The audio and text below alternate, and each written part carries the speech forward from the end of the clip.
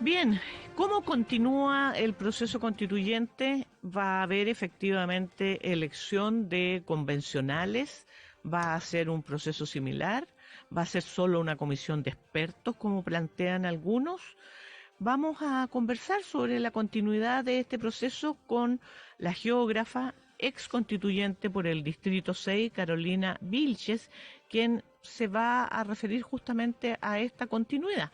¿Cómo está? Muy buenos días, Carolina. Hola, muy buenos días. Aquí estamos desde Petorca. Saludar a todas las personas que están escuchando. Usted justamente es convencional, fue convencional, ¿no es cierto?, por un distrito donde que la mayor parte de la ciudadanía habría esperado un triunfo del apruebo contundente y sin embargo no solo no fue así, sino que ganó el rechazo. Eh, Como esa comuna, como la de Petorca, podríamos mencionar muchísimas más, no es la única. ¿A qué se debe, según su opinión, esta reacción de la ciudadanía y este rechazo a la propuesta de texto? Bueno, hemos estado analizando los resultados como organización y también preguntando a nuestras vecinas, vecinos, qué ocurrió. Y tenemos varias ideas respecto de por qué se rechazó. Primero que todo, reconocer que hacer campaña a un texto constitucional en 2 meses es bastante complejo y difícil de explicar y difícil de transmitir. Y creo que ahí faltó tiempo, faltaron recursos y, y faltó también la posibilidad de fortalecer nuestra comunicación social para poder transmitir el proyecto cierto de sociedad que contenía el proyecto de nueva constitución, que trabajamos con mucho cariño y que además eh, fue bastante desprestigiado por la campaña de la derecha, hubieron hartas mentiras. Y también entendemos que, por ejemplo, estando el derecho humano al agua, la desprivatización del agua, claramente esperábamos que nuestra provincia y nuestra comuna aprobara el texto. Sin embargo, hubo mucho miedo. Habían derechos como el derecho a la vivienda, que está impecable, que está en los estándares internacionales, igual que el derecho humano al agua, y sin embargo el derecho a la vivienda fue uno de los que más se criticó porque no se logró comprender qué era el derecho a la vivienda concretamente. Y entendemos que también hay una población bastante despolitizada que rechaza no solamente el texto constitucional, sino que también rechazó la convención como órgano, rechazó también había un anticomunismo muy grande que entonces uno dice, pucha, el rechazo no era solamente el rechazo al texto, sino que había un rechazo, cierto, al gobierno de turno, un rechazo a la convención, un rechazo a la política, un rechazo al comunismo, y, eh, y ahí yo entiendo que había mucha confusión de qué era lo que realmente representaba esta elección, y claramente había un voto muy despolitizado que hizo un rechazo completo a la política, y ahí es donde creemos que está el déficit también de poder haber incluido a toda la población en un proyecto y haber transmitido este texto constitucional a lo mejor de una manera que no pudiese realmente haber hecho sentido en la población, no solamente en Petorca, sino que en las 338 comunas donde practicó la prueba. Carolina, y en esta quizás, claro, experiencia que tuvieron en campaña y luego estas conversaciones que comentaba sobre con los vecinos, con los vecinas, hablaba usted de estos miedos. En algunos medios de comunicación se citaba, comillas, el concepto de las tradiciones y que había sido un punto ahí. ¿Usted también lo ve como efectivo? Si es que escuchó parte de esta mirada y si a lo mejor lo puede desarrollar si lo da como efectivo. Bueno, sí, la verdad es que eso lo escuché del alcalde de esta comuna, pero también de algunos vecinos clubes de Guaso cuando la Convención Constitucional visita Petorca, porque estuvimos con la Comisión de Medio Ambiente en Petorca.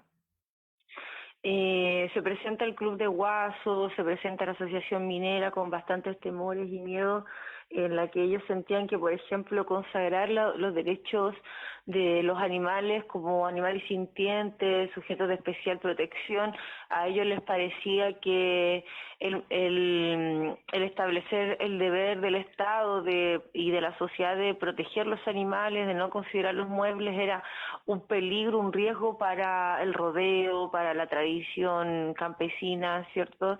Y se convencieron de eso, la verdad. Y hubieron convencionales de derecha que también esparcieron esta mirada y que claramente no era verdad, porque lamentablemente el hecho de que los animales fueran sujetos de especial protección lo que implicaba era que jurídicamente dejaran de ser muebles, que se revisaran, ¿verdad?, las prácticas de maltrato animal que pudieran existir para poder prevenirlas, para poder subsanarlas, pero en ningún momento el texto prohíbe las prácticas culturales, folclóricas, ni mucho menos va a prohibir el deporte. Entonces, claramente, a partir del miedo, muchos encontraron una razón para rechazar con esto de que el derecho de los animales significaba concretamente que hubiese una prohibición para el rodeo.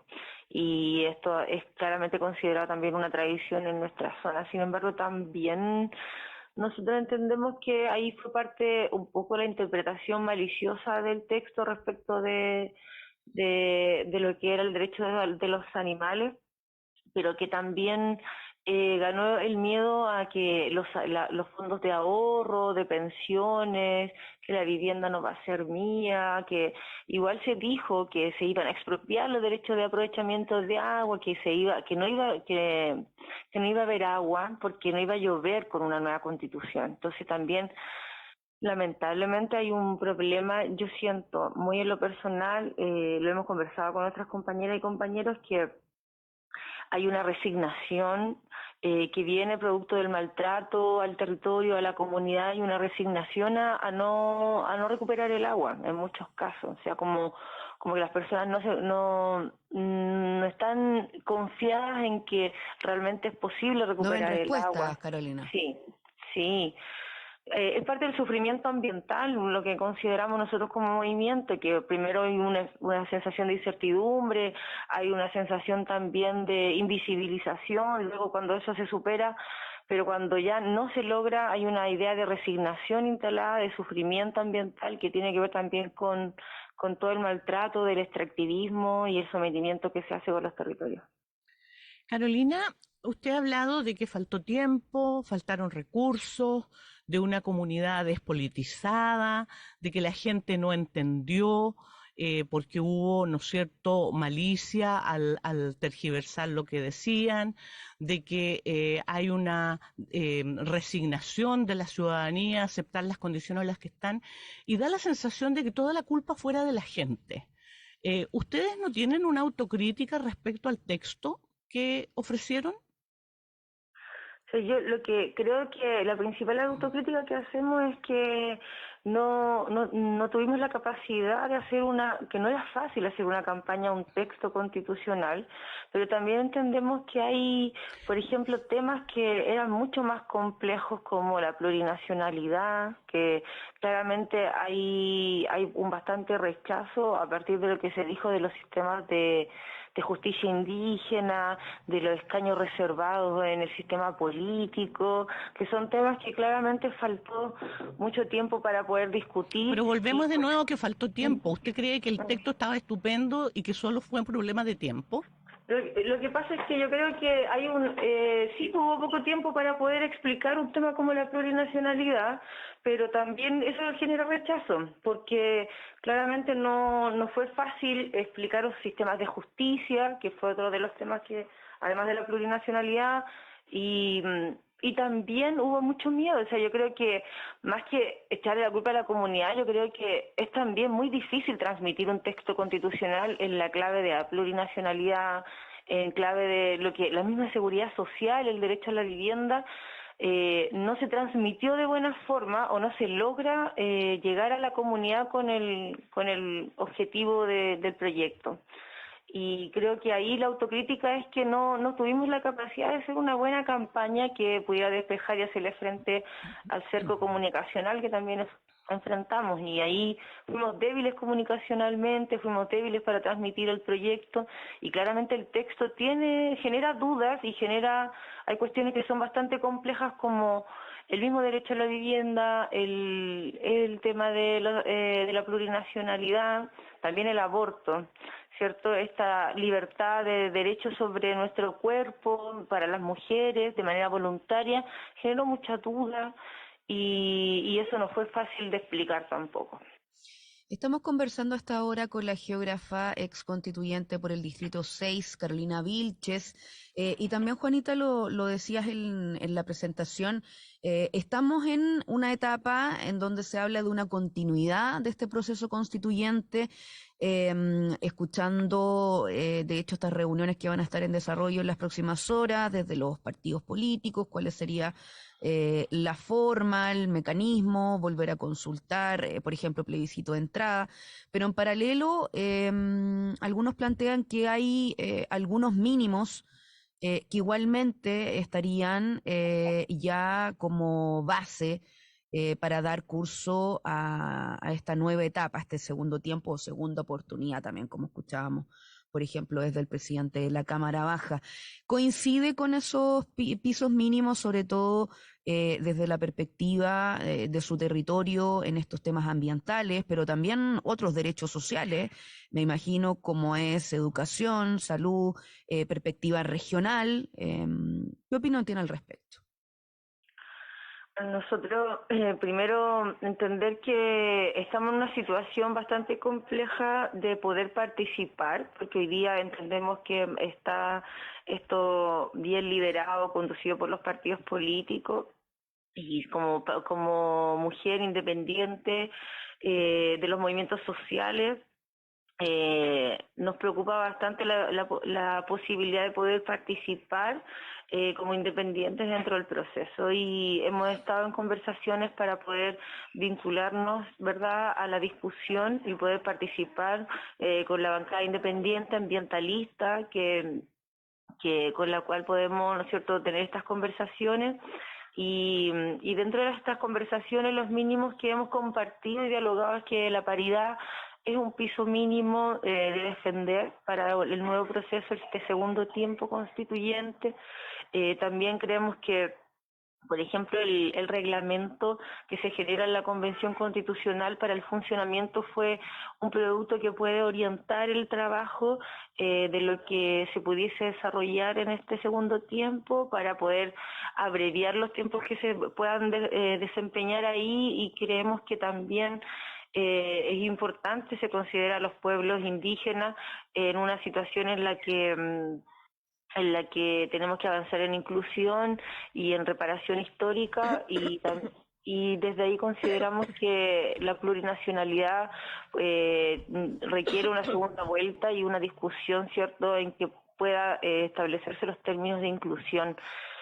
Y bueno, también creemos que es súper importante que el voto sea igual considerado obligatorio de entrada y de salida, en la medida de que haya una mayor politización en el país, una mayor participación y también una responsabilidad de entrada con el proceso para poder, ¿cierto?, involucrarnos en esta nueva constitución y poder también mejorar el proceso con base al reglamento, establecer la paridad como mínimo y la inclusión de los pueblos indígenas. Creo que estos términos son cuestiones que ya se habían conversado en una primera etapa y que se debieran mantener para poder alcanzar un estándar de inclusión y de poder también ejercer la paridad, que creo que es un tema que es bastante transversal y que ha sido bien recibido. Carolina, uno de los temas que uno escucha a las distintas dirigentes políticos que están participando en estas discusiones para continuar con el proceso, uno de los temas en los que pareciera que hay un acuerdo bastante transversal es no incluir listas de independientes, porque se considera que fueron justamente estas listas las que provocaron el clima interno que se proyectó a la ciudadanía y que la ciudadanía al parecer, según algunos, ¿no es cierto?, habría rechazado esta molestia de la propia convención, de la forma en que se comportaron, la forma en que se relacionaron, y que los independientes tendrían responsabilidad en eso. ¿Cuál es su opinión? Bueno, yo creo que puntualizar a algunos convencionales constituyentes y clasificarlos, por ejemplo, como que ya los independientes son los culpables o las culpables, creo que es un error, porque la verdad es que sí, yo comparto y coincido en que lo de Rodrigo Rojas Vade fue un tremendo traspié. No es parte de la lista que yo formé siendo independiente y tampoco no es parte del colectivo independiente que yo conformé. Sin embargo, entiendo que lo de Rojas Vade fue amplificado por la prensa y también fue reiteradamente parte de la campaña de prestigio de la convención. Sin embargo, igual hubieron cuestiones que hicieron convencionales de derecha, en donde trataron a garabatos a convencionales que estaban a cargo de la coordinación de Comisión de Derechos Humanos.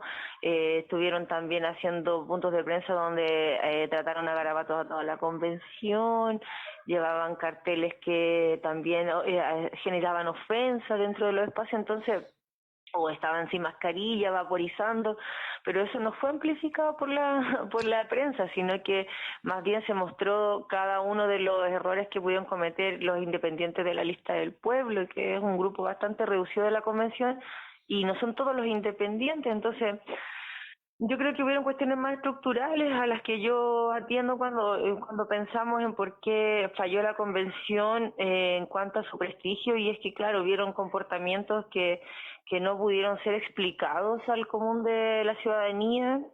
No se comprendió, por ejemplo, esto de por qué la calle estaba dentro de la convención y se entendía que a lo mejor algunos convencionales que por ser de la revuelta, de la calle, como la tía Pikachu o el Dino Azulado, y usaban sus trajes, eso era un error y era un problema como de seriedad.